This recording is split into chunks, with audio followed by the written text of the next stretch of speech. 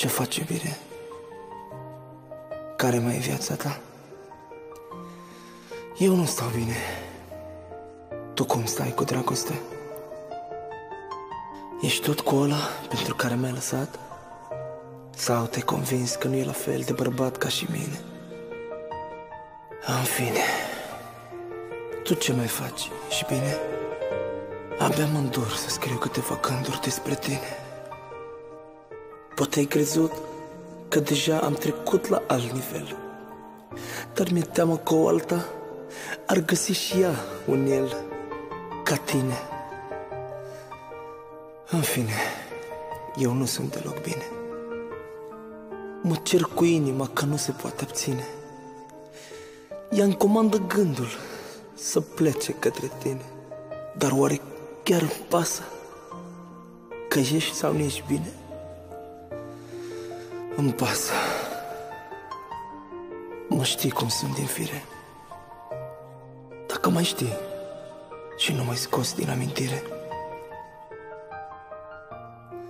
aș vrea să știi că nu-ți spurtură nici măcar un gram. Și cine te face curvă îmi devine dușman.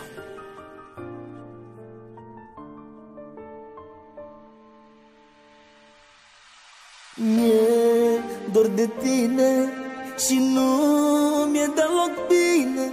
Îmi plânge inima că nu mai ești a mea. Mi-e dor de tine și nu mi-e bine. Îmi plânge inima că nu mai ești a mea.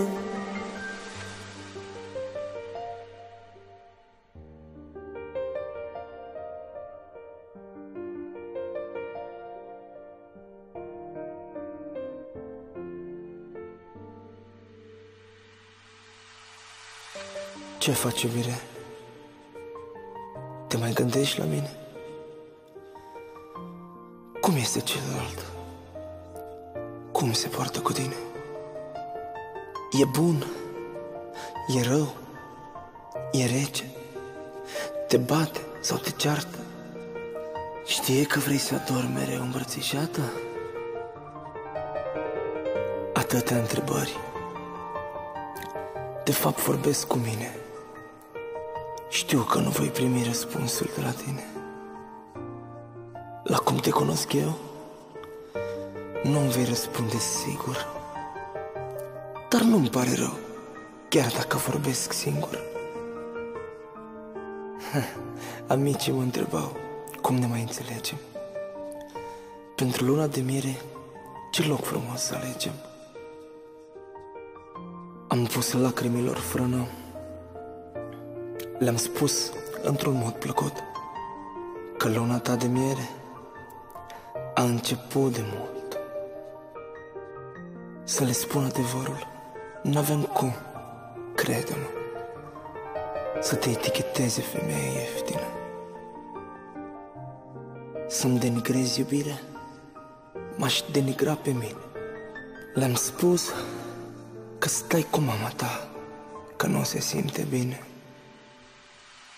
Mi-e dor de tine și nu mi-e deloc bine.